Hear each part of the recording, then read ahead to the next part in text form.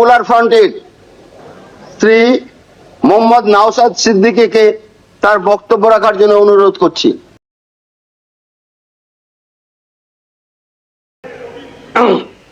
ধন্যবাদ speaker sir.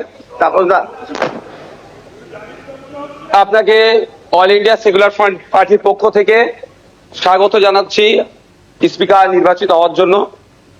আমরা আশা করব আগামী 5 বছর আপনার নেতৃত্বে এই অগাস্ট হাউস তার গরিমাকে বহন করে চলবে এবং সাথে সাথে আমরা যারা বিরোধী আছি তাদের সর্বোৎকৃষ্ট জায়গা মতামতের জায়গা হচ্ছে এই অগাস্ট হাউস। আমরা আমাদের মতামত নির্দ্বিধায় নির্বিঘ্নে এখানে রাখতে পারবো এবং যারা শাসক দলে আছে আমাদের মতামতের ভিত্তিতে গঠনমূলক অবশ্যই যেগুলো হবে সেগুলোকে গ্রহণ করবে। স্পিকার স্যার, আপনার অনুমতি নিয়ে দু একটা কথা বলবো, যদি এই প্রসঙ্গ নয়। সত্যি আমি আজকে বসে খুব ফিল করছিলাম, হাসছিলাম মনে মনে। আজকে তাপস রায় বাবু যে কথাগুলো বলছেন খুব একটা ফেলে দেওয়ার নয়। আমি আমি আমি আমি বলবো, আমি 2021 সালে নির্বাচন হওয়ার পরে 6টা মাস এমন দিন পার করেছি, আমার মনে হচ্ছিল যে আমি ইস্তফা দিয়ে দিই, অন্তত আমার ছেলেগুলোর উপর অত্যাচার যদি বন্ধ হয়। এই সময় ফিল করেছি, পার করেছি।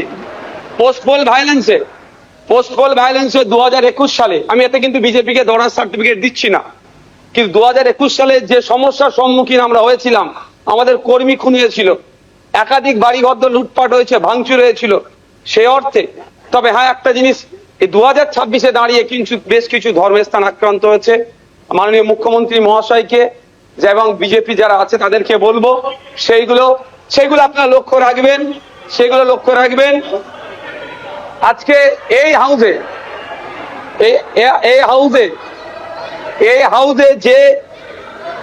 যে কথা চালাচালি হচ্ছে, আমি বসে বসে ফিল করছিলাম সময় গিয়েছে আমাদের বক্তব্য, বিরোধীদের বক্তব্য শাসকের পছন্দ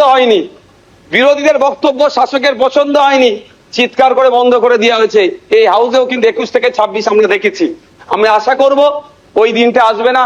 আমরা বিরোধী যারা আছি গঠনমূলক প্রস্তাব রাখবো, শাসক দল যারা আছেন তারা গ্রহণ করবেন। মাননীয় মুখ্যমন্ত্রী মহাশয় একটা কথা বললেন, খুবই ভালো লাগলো।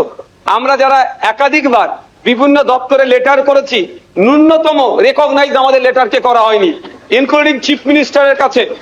আজকে যে কথা বলেছেন এটাকে আমি স্বাগত জানাচ্ছি, যে উনি অন্তত কথা বলেছেন যে মিনিস্টাররাও রিকগনাইজ করবে, অর্থাৎ প্রাপ্তি স্বীকার করবে। আর একটা কথা উনি বলেছেন অল্প হলেও কাজ করব।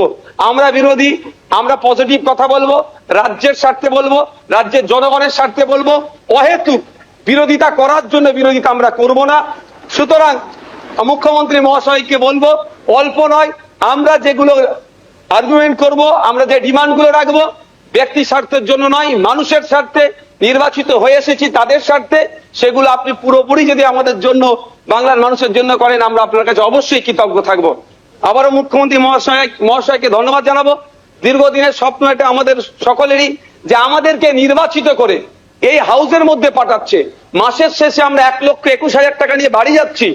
আমরা সেই জনগণের জন্য কি রোল প্লে করছি, কি বক্তব্য দিচ্ছে হাউসের মধ্যে? না, হাউসের মধ্যে এসে শুধু সময় কাটিয়ে চলে যাচ্ছি। যে আপনি লাইভ স্ট্রিমিং এর যে কথা বলেছেন, এটাও আমি আপনাকে কৃতজ্ঞতা জানাচ্ছি, স্বাগত জানাচ্ছি। এটা হওয়াটা খুবই দরকার ছিল। বাংলার মানুষ অন্তত আগামী নির্বাচনগুলোতে তাদের জনপ্রতিনিধি হিসাবে কাদেরকে চুজ করবে, কেমন মানুষকে পাঠানো দরকার, তারা যেখানে বাংলার আইন তৈরি হচ্ছে আগামী 5 বছর বাংলার শিক্ষা, স্বাস্থ্য, কর্মসংস্থান থেকে শুরু করে কৃষকের রুজি রুটির প্রশ্নে, প্যারা টিচার থেকে শুরু করে বিভিন্ন ক্ষেত্রে সমকাজে সমবেতন নিয়ে, এক কথায় আগামী 5 বছর বাংলা কিভাবে চলবে, বাংলার মানুষের স্বার্থে কি আইন তৈরি হচ্ছে, আইন পজিটিভ, একটু ছোট করুন। বিরোধী স্যার, শেষ করবো। বিরোধী হলেও স্যার একটা দিন সুযোগ পাচ্ছি বলার, এরপর তো টাইম মেনটেন করে দেবেন। তো স্যার সেই জায়গাগুলো লাইভ যেটা আছে সেটা আমি স্বাগত জানাচ্ছি। আমি আবারও আপনাকে ধন্যবাদ জানিয়ে বলবো, বহুদলীয় যে গণতন্ত্র আছে সেটার পূর্ণ মর্যাদা দিয়ে আমাদের মতো ছোট্ট যারা বিরোধী আছি তাদেরকে পরিসর দেবেন। ধন্যবাদ স্যার।